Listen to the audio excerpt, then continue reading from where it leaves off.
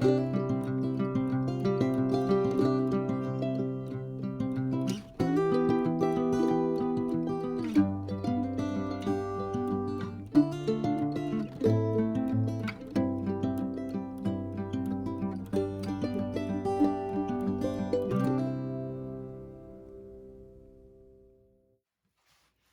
everyone, I'm Lori with Behavior Education at Spirit Keeper Animal Sanctuary. I am joined this evening by Marcel, my 4-year-old children's python, or Antaresia childreni.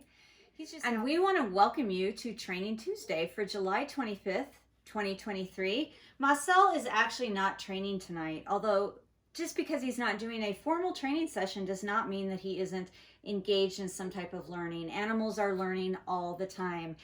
What you're going to see in this week's Training Tuesday is some footage of me testing out a new camera. I ultimately did not like the camera. I used it one night and did 19 training sessions filming with the camera.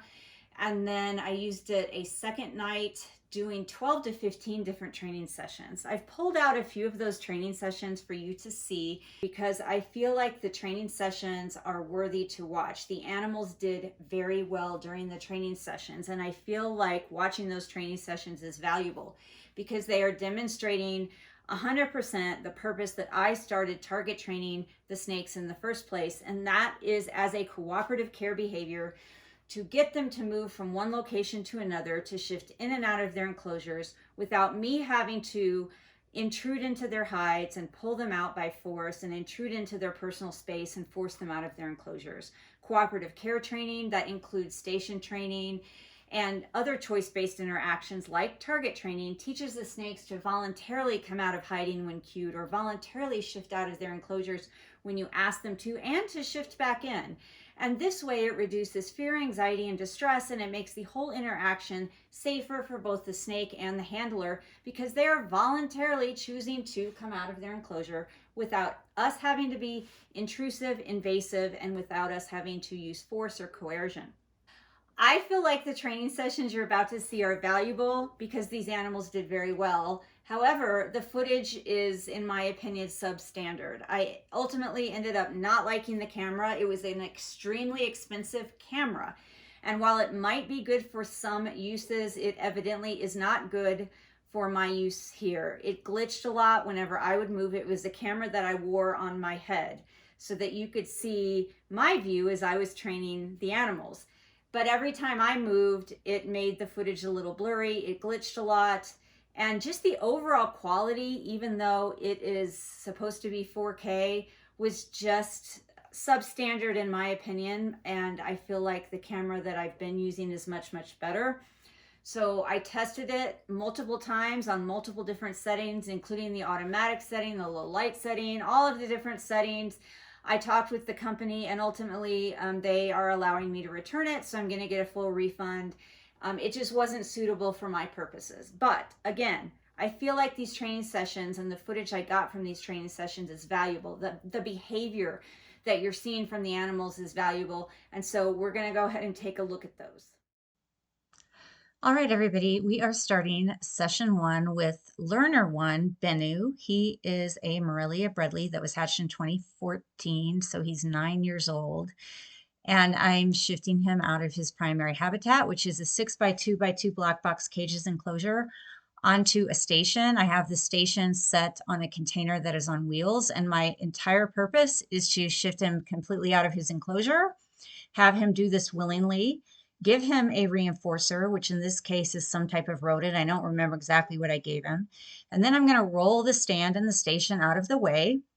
I'm going to move the station then into an exercise tent and secure Bennu in there so that he is free to eat and then move around, and I don't have to be in a hurry to clean his enclosure because it's pretty big, and I'm going to do a complete enclosure clean, which I don't do very often.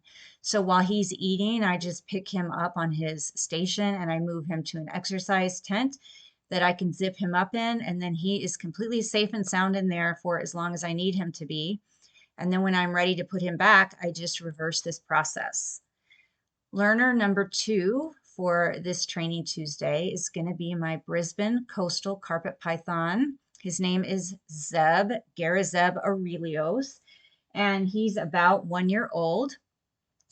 He's shifting down from his favorite spot to sit in ambush position every night, which is his net.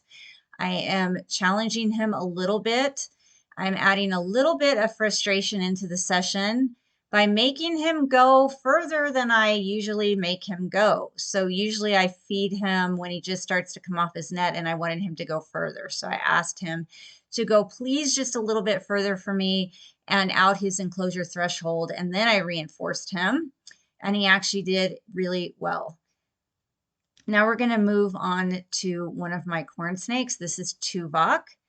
And Tuvok also did very well. I realized that this session is particularly blurry. That's due to the new camera just not functioning the way I need it to under these conditions. But I thought that Tuvok did so well, shifting out of his humid hide, shifting over some of the enclosure furnishings, out of his enclosure door and onto the ledge that is now outside of his enclosure, that I wanted to include this session because he's always been shy about coming out, and we're always working on him coming further and further out of his enclosure voluntarily, so that when I need to clean and do things, I don't have to force him out. I thought he did phenomenally well for this particular snake, and I was really happy with that. Next, we're going to move on to our 13-year-old Antaresia childrenii, or children's python. His name is Steuben.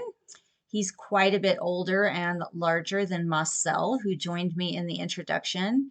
And again, I'm going to do one of those rare enclosure cleans where I take 100% of everything out of the enclosure and clean it. I don't do that very often because disturbances like that cause quite a bit of distress for the snakes. So I usually do a lot of spot cleaning and partial cleaning and do total enclosure clean outs, just rarely. So I wanted him to climb over that PVC pipe segment, and he decided that he did not want to climb over the top of it, that he wanted to go around the side. And this is an example of where I think snakes display object permanence. He knows where the target is. He knows where I wanted him to be, but he found his own way to get there. And in order to do that, I think he probably lost some sight of the target, but he reacquired it when he got around the PVC pipe. And it is opaque, so it's possible that he might have been able to see through it. But I feel like it was clear that he knew that he was to be on the other side of that barrier, but he wanted to go around it versus going over it. That's no problem for me. I just wanted him out of his enclosure, and I wanted him to practice some inhibitory control when it came to delay of reinforcement, and he did an excellent job. So again, I realize this footage isn't the best. The clarity just isn't there. I'm just not happy with the functionality of this camera for animal training sessions, but I thought that he did well enough that I wanted to include it. And it absolutely shows the purpose of this particular cooperative care behavior, which is just to get the snakes to voluntarily come out of their enclosures on their own, free of fear, anxiety, and distress, and stay occupied while I can do what I need to inside of their enclosure. And then when I need them back, I just reverse the process. Well, everyone, thank you so much for joining me and my co-host Marcel for this week's episode of Training Tuesday. I hope that you found that valuable. And as always, I'm appreciative of your interest in animal training and behavior, specifically in snake training, behavior, and well-being. So until next time, everybody, please remember to always be kind and love your animals.